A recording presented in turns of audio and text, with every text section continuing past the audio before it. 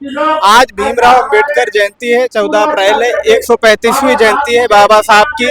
और इसी उपलक्ष्य में हम आए हुए हैं हमीरपुर जिले के भरुआ सुमेरपुर में।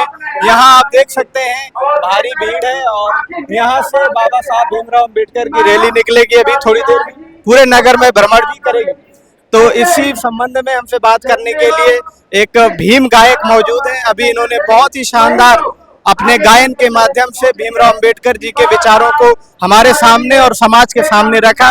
तो आज की स्थिति परिस्थिति के बारे में इनसे चर्चा करते हैं और जानते हैं कि क्या फिर राजनीतिक पार्टियां जो हैं वो अपनी रोटियां सेक रही हैं बाबा साहब के नाम पर, या जो पिछड़े लोग हैं, दलित लोग हैं, उनके सामाजिक उत्थान के बारे में भी प्रयासरत हैं। तो सबसे पहले अपना नाम बताइए और आप। मेरा नाम मूलचंद प्रजापति है। मैं स्वास्थ्य विभाग में नौकरी करता रहा, अब रिटायरमेंट। बहुत अच्छा गाते हैं, पहली बात तो हम इसके लिए आपकी तारीफ करना चाहेंगे। मैं भीम मिशन गायक गाता हूँ।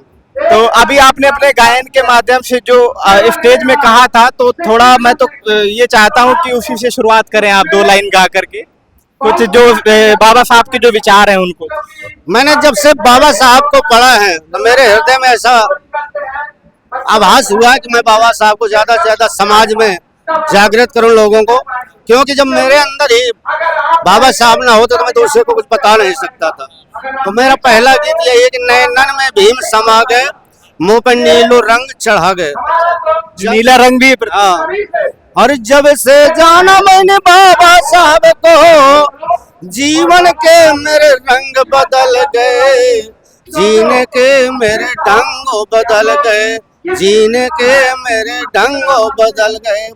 भीम बाबा के मिशन को आगे बढ़ाना है, शिक्षा की ज्योति अभी घर घर जलाना है, शिक्षा की ज्योति अभी, यही उद्देश्य है मेरा। और कई अग सुनकर मेरी बानी, देखो भीमरवादी बन गए, जीने के मेरे ढंग बदल गए। मैं तो चाहता हूँ कि सभी लोग बाबा साहब को पढ़ें और जो बाबा साहब ने कुर्बानी दी है उनका अंश। और जो राजनीति वाली बात सीखी अपने, सब लोग रोटी सेक रहे हैं, क्योंकि जो पहले अत्याचार होता था, भी अत्याचार हमारे समाज में हो रहा है।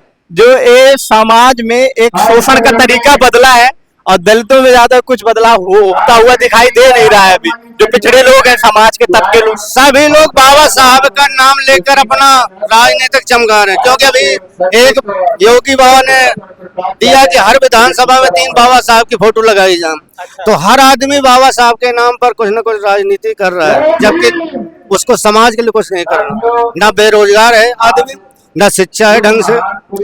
तो मेरा तो यही कि सब राजनीति है।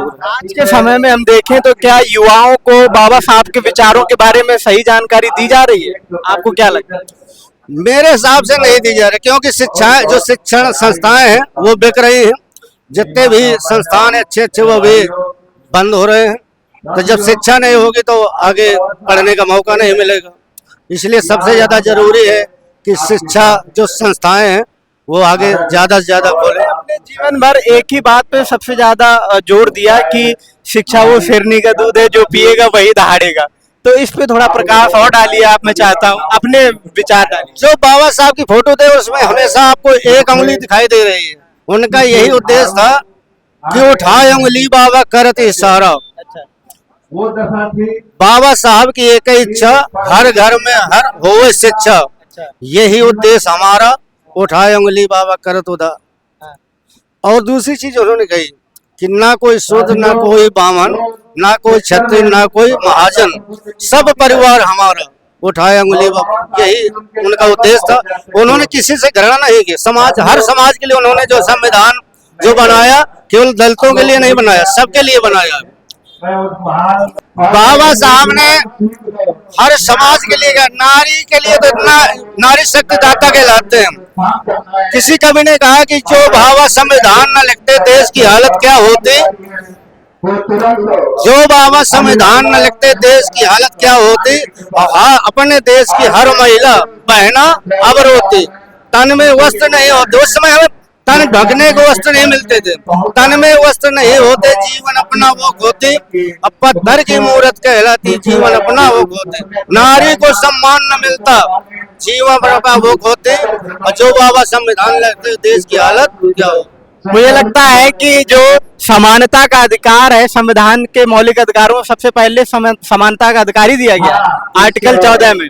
तो वो एक यही कारण है कि बाबा साहब भी जानते थे कि सबसे ज्यादा जरूरी समाज में समानता ही है, और अस्पृश्यता को भी उन्होंने बहुत बखूबी रखा संविधान सभा में। अस्पृश्यता के बारे में आज के जमाने में क्या कहना चाहेंगे आप?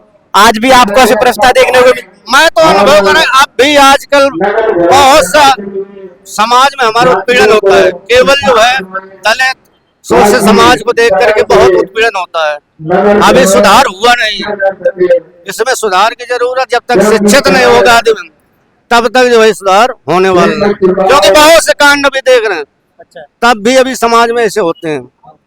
तो जब तक शिक्षा में सुधार नहीं होगा तब तक जो है कुछ होने वाला। कई शिक्षित लोग भी हैं, बहुत ज्यादा पढ़े लिखे भी हैं, वो भी मानते हैं इस बात को, उनके लिए क्या कहना चाहेंगे? बाबा साहब ने एक बात कही थी कि पढ़े लिखे लोगों ने धोखा दिया, मुझे पढ़े लिखे लोगों ने धोखा दिया, जिनको समाज को आगे बढ़ाना तो वही मंदिर जाने लगे। उन्होंने कहा था मुझे पता नहीं मेरे आगाज का क्या होगा, मेरे परिवर्तन के आगाज का क्या होगा, मेरे पढ़े लिखे लोग मंदिर जाने तो मेरे समाज का क्या होगा। अगर मंदिर में ही सब जाने लगे पढ़े लिखे लोग तो फिर समाज में क्या होगा। सही बात है, मंदिर भी जाना जरूरी, वो एक अलग विषय, आस्था का विषय है, लेकिन शिक्षा पर कोई समझौता नहीं होना चाहिए इस बात के लिए। बहुत बहुत धन्यवाद आपका हमसे बात करने के लिए।